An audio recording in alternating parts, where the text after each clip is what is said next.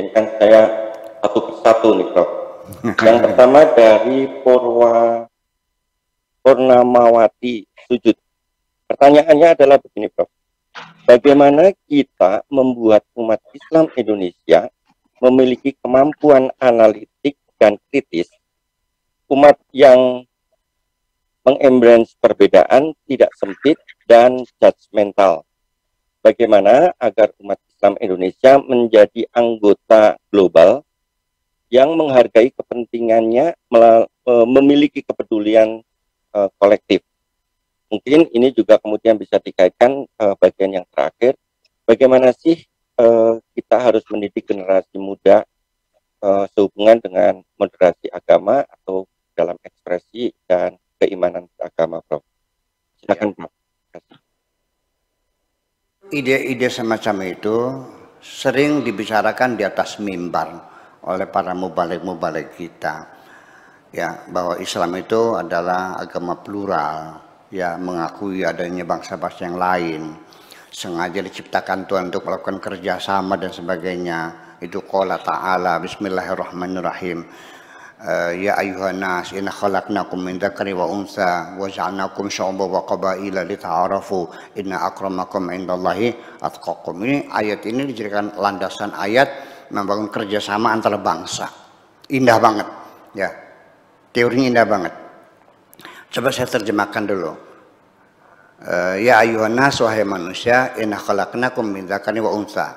Aku menciptakan kamu berasal dari seorang lelaki dan seorang perempuan.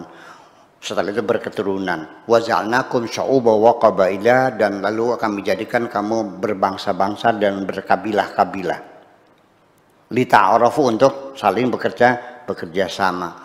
Inna akramakum indallahi atqakum, sungguhnya yang paling mulia di sisi Allah adalah yang paling bertakwa. Ayat ini ya seperti ya. Tetapi ketika saya baca di literasi Islam, referensi Islam yang ada di tafsir Al-Qurtubi, itu menyatakan bahwa lita'arafu itu, kerjasama itu adalah ma bainal muslimin wa laysa baina syu'ub. Kerjasama antar umat Islam, bukan dengan umat yang lain. Nah, ini kan artinya eksklusivisme ini kan sudah muncul sejak Daulah Abbasiyah. Islam yang sekarang kita terima itu adalah settingan mereka sesungguhnya. Ya, ya. Jadi artinya bahwa tidak perlu kerjasama dengan non Muslim. Jadi paham-paham semacam eksklusif semacam ini bukan buah pikiran orang sekarang. Memang referensinya ada, literasinya ada, kitabnya mengatakan begitu, dan itu dibaca oleh anak-anak kita. Nah, makanya jadi terus bagaimana selanjutnya? Kita nggak usah banyak berteori, yuk sekarang kita melakukan reinterpretasi, ya, melibatkan para sosiolog, antropolog, psikolog, ya kan, para ahli linguistik dan para ahli sejarah, historis dan sebagainya. Coba kita melakukan reinterpretasi terhadap teks-teks agama yang semacam itu.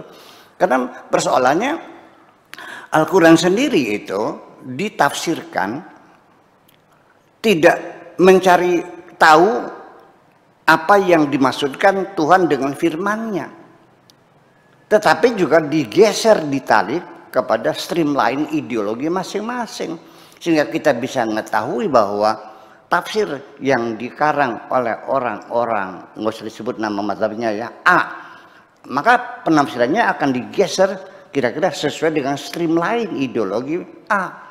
Begitu kelompok B menafsirkan ya katakan Mu'tazilah umpamanya, ya akan digeser terus supaya sesuai dengan streamline Mu'tazilah dan seterusnya. Jadi artinya bahwa orang yang radikal ya ada dalilnya, tapi bukan Al-Quran, penafsiran orang yang radikal zaman dulu kan begitu. Yang moderat ya ada juga dalilnya. Nah, itulah makanya untuk di Indonesia diperlukan bukan hanya sekedar anjuran, bukan hanya sekedar kita bikin channel baru dan sebagainya, tapi juga masuk dalam saran tindak saya tadi. Ya cobalah pemerintah ini mumpung lagi sedang demokrasi gini kan gitu, Kementerian Agama coba diperintahkan untuk membuat silabus-silabus baru supaya anak-anak kita itu jangan dicekokin dengan pemikiran-pemikiran radikal semacam itu. Begitulah kira-kira.